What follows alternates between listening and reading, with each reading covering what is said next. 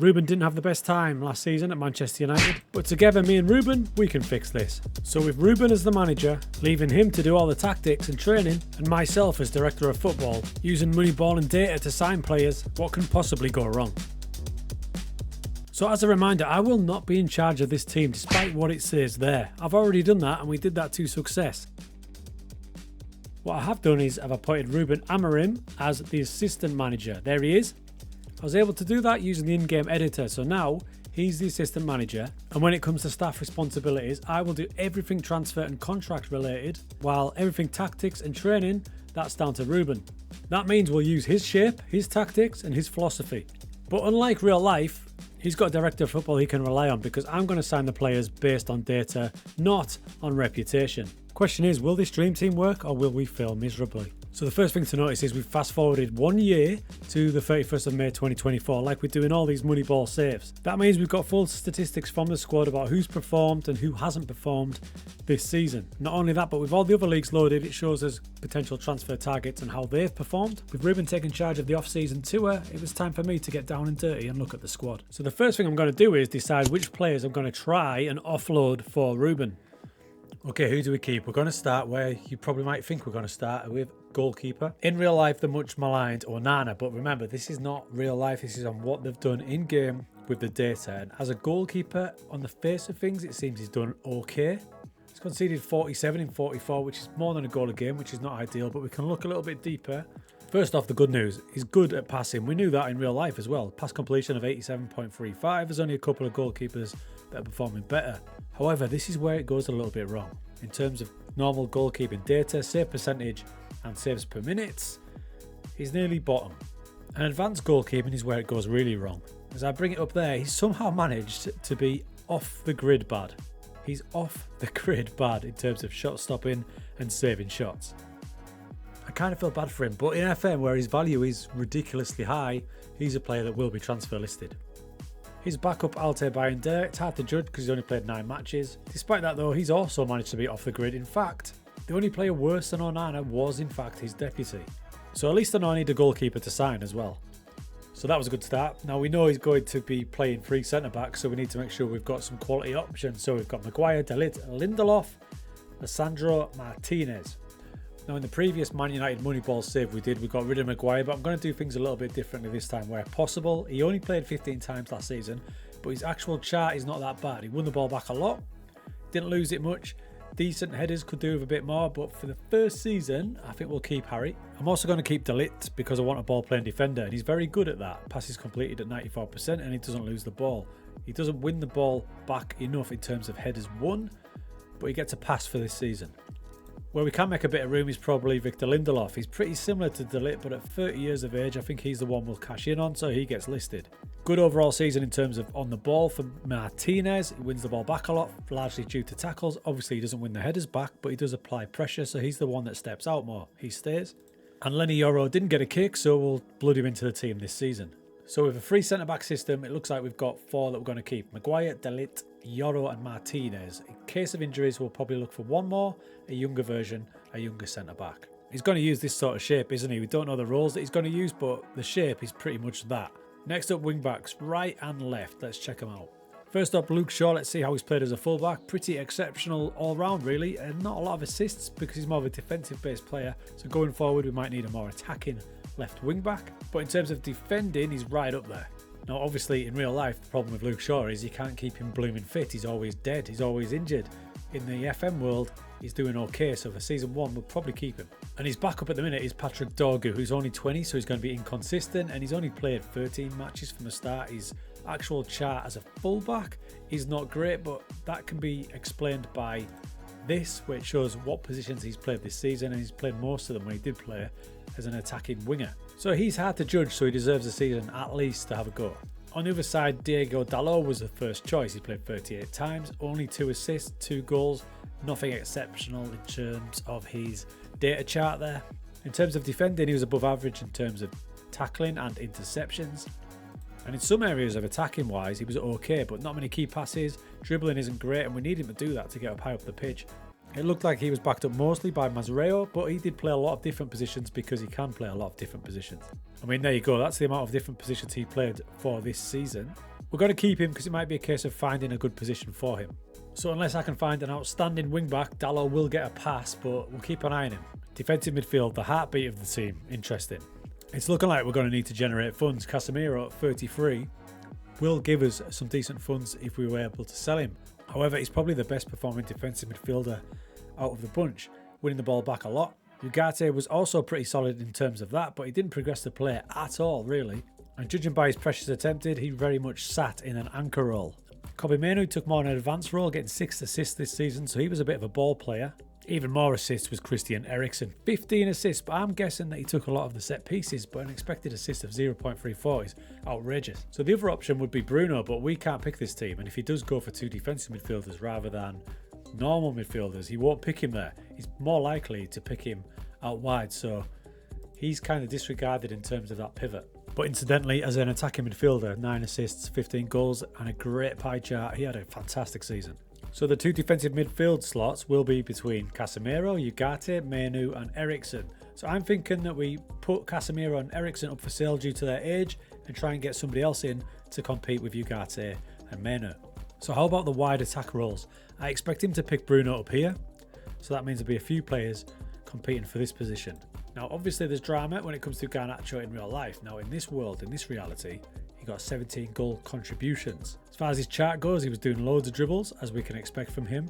His assists were quite low though for the position he's going to be playing in. It may be he's being a bit selfish, and that might not be a shock to some Manchester United fans, but his open play expected assists is too low. It's way too low. This might be a shock decision, but I'm going to kind of marry it with real life, and I'm going to put Alejandro Garnacho on the transfer list, largely due to that fact that his guide value is giant. That's probably the first big risk in terms of this game. Now I'd like to see Diallo get a shot out there. Most of the time he's going to be playing on the right, it seems. There you go, 21 with 5 goals, and he did okay. I didn't give him a go from the last time I did Manchester United, but maybe Ruben will give him a go down that side because he performed pretty well. His dribbles are comparable to Garnacho, but very much like Garnacho, he needs to up them assists. Now in this world, Sancho's transfer is already arranged to Chelsea. He had a great season ironically, so he's going to Chelsea. But the other player out on loan, Rashford, looks like he's coming back. Now at Villa, he scored 26 times in 41 matches. However, he played nearly every match as a striker. It then begs the question, will Ruben find a place for him in the team when he comes back? And then it's the key one, the lone striker role. And in a minute, there's only 2 options, unless he uses Rashford as that forward as well. The main starting forward this season was Joshua Zirkzee, bagging 18 goals in 38 matches. His chart shows that he actually did quite well. He's a drop-off striker, so his expected assists were good as well, and a good goal ratio, basically 1 every 2 matches. Overall performance as a forward was good, goals slightly down, very much like real life. For season 1, we're going to keep him. Now he was backed up by the much maligned Rasmus Højlund. He only started 17 matches, 18 off the bench, 9 goals. When he did play, his goals per 90 minutes is high, but when it comes to assists, he basically offers nothing, so he's the polar opposite of Joshua Zirkzee. He's another player with a high value, and we need to get another striker in case Zirkzee doesn't hit. Therefore, he's transfer listed as well. In this world, Mason Mount wasn't injured this season, so we'll keep him after a pretty solid season, but he needs to improve. Loan players, Malisha had a pretty average time at PSV, Anthony at Betis. So in total, out of the squad we start with, 10 have been slapped on the transfer list. This is ruthless. So that's the players listed. How about potential targets coming in? First off, I'm shortlisting strikers. Goals per 90 minutes at 60 and assists per 90 minutes to make sure they're contributing elsewhere, just 0.1. On my striker shortlist, I've got about 8 players so far. Goalkeeper, expected goals prevented per 90 minutes, an ambitious 0.25. We've got 5 players so far from various levels of transfer value. Centre back, I'm looking for a dominant centre back in the air with a headers won ratio of at least 70%. And currently on the shortlist, with a variety of different transfer values, we've got 8 different defenders. An all-round defensive midfielder with progressive passes at just 6 as a base point and possession won per 90 minutes at 12. 6 players so far on the shortlist. My only problem here so far is the transfer values on all of them are quite high. But with a transfer budget of 56 million, I need to sell before I can get all these players in. It didn't take long for the first movement to happen. Bayendia went off to Saudi and Casemiro went to PSG. We had the new goalkeeper as I moved for Alban Lafont And replacing Casemiro for us was Florentino Luis from Benfica. The biggest shocker was Arsenal coming in on loan for Onana with an agreed future fee. Out he goes. Bayern came in with this bid for Xerxes. Do you know what? I'm going to accept it. It means I can go to my striker shortlist and get one of these guys. Garnacho's off to Milan. Granted, it's only for a season, but at least he's out of the club. In the meantime, Ruben had started on pre-season. In came Mexican Alexis Vega for striker or out wide. Samuel Suarez, our new backup goalkeeper. Xerxes chose Newcastle over Bayern München. Anthony annoyed me. And En-Nesyri replaced Xerxes. Newcastle kept throwing money at me. Malaysia to them for 45 million. New centre-back in Mohamed Salisu. Overall combining last season's 25 million. With this season's 123 million, the combination of sales and loans meant we'd made 150 million. Although pre-season results were looking a bit worrying, our transfer business was just about done at 116 million. Now it's all on Ruben to make sure that he doesn't get sacked and this ends up a massive failure for both of us. Right then, so this is the squad he's got to play with this season. I've even turned down more bids for Harry Maguire, but I've been loyal to him, he's still there. There's some big movements, it's a completely different squad. My worry is the way they've looked in pre-season. They haven't exactly ripped it up. Good draw against Bayern, but losing away to Besiktas and only just getting past Hearts and the Graafschap. Bear in mind as well that Ruben was in charge of Manchester United when I started this save. If I look at his history, he was sacked due to the club's poor league position, and that was on the 12th of November. Oh dear. There's a few players I'm excited about that I've never seen or used before, like Alexis Vega. He was in Mexican football. Pie chart was off the scale. 20 goals, 33 matches, 11 million. Let's see if he gets any game time at all. And he's kind of got to play Lafont now because I've got rid of Onana and the reserve, so he's now the default number one. Out of the listed players, I haven't managed to get rid of Rasmus Højlund, sorry United fans, and I haven't managed to get rid of Eriksen or Anthony, who just keeps turning down every move under the sun.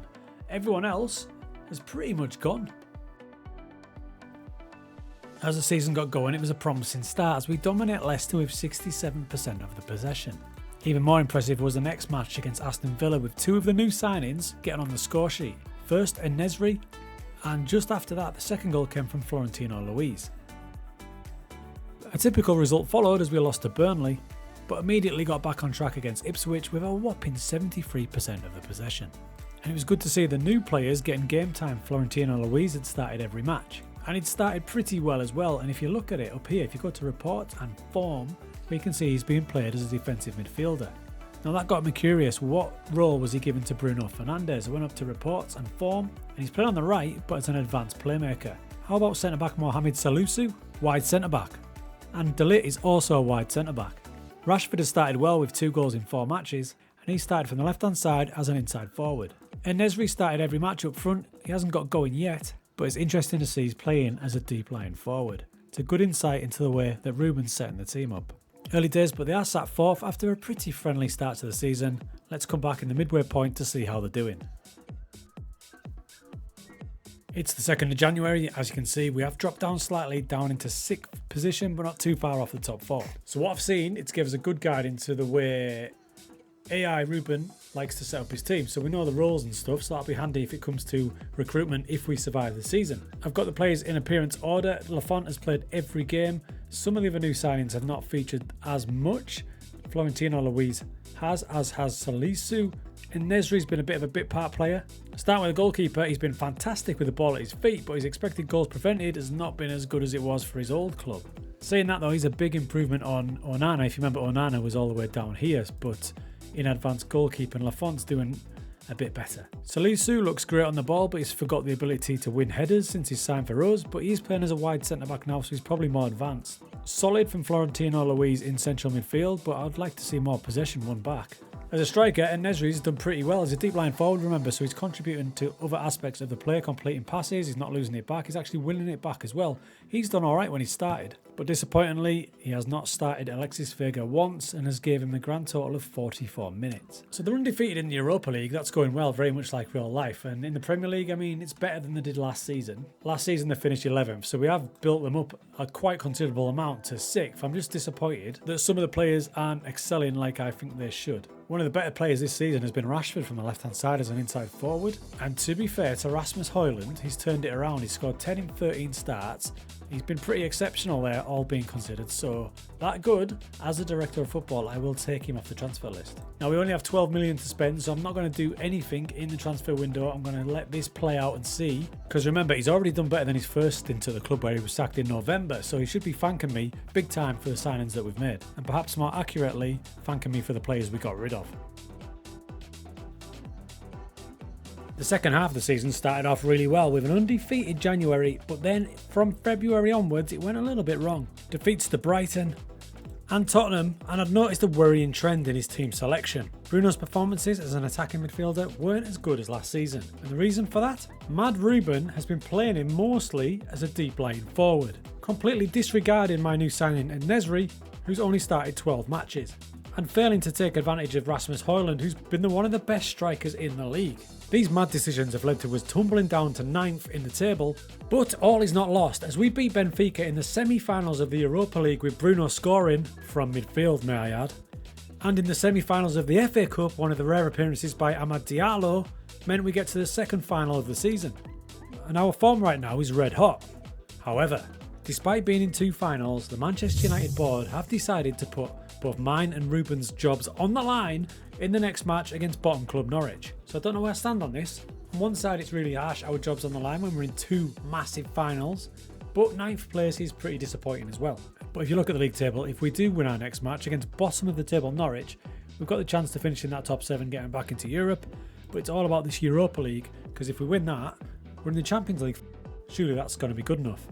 And if you look at the club vision, the current season set up there, we're basically ticking all the boxes. Win the Europa League, we have a chance. Qualify for the Europa League, well, if we win the Europa League, we have the Champions League. Reach the last stages of the FA Cup, we're in the final. AFL Cup was a bit of a bust, but other than that, I think it's been a pretty good season for me and Ruben. Issue is always going to be when you hand over responsibilities of tactics and team, is he doesn't play the team you want them to. And as we have a look around here, some of them have played quite a lot. Florentino Luis has played quite a lot, so much so that Saudi is sniffing around him. He's had a decent season as a defensive midfielder. Salisu at centre-back has also been a first-choice regular. Quality on the ball. Headers won, he's forgot how to do that, but he's playing as a wide centre-back. Now Lafont's an interesting one. On the face of it, it looks like a pretty iffy season, conceding 67, but he's played 58 matches, by the way. On the ball, he is first class, but his expected goals prevented is 0.32, which isn't good. However, when you look at his player performance, so it goes into a bit more depth, and this is what you should do, don't just trust that pie chart. We look to advanced goalkeeping here. He's down here where he saves most shots. Like we said, his passing is right up there.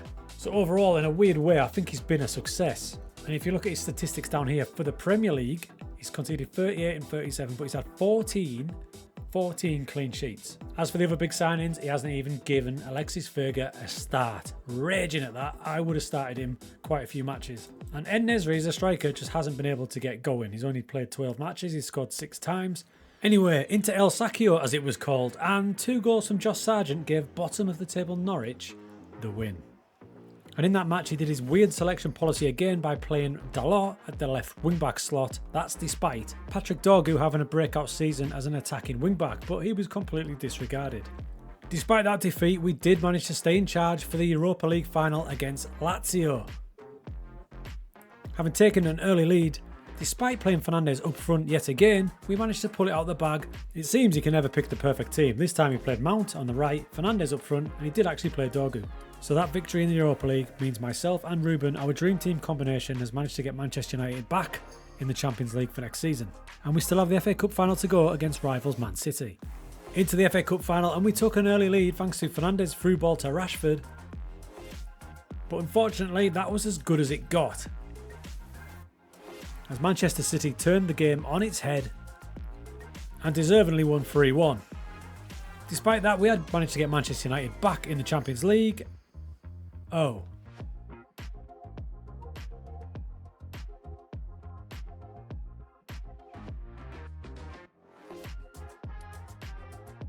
I mean, that's a bit harsh. 2 finals, Europa League, and we get sacked. But look closely, he's blooming still there. So what do we make of this? I think we can summarise that he is rubbish as a manager on Football Manager, because I've already achieved it. He blew it, not me. It's not on me.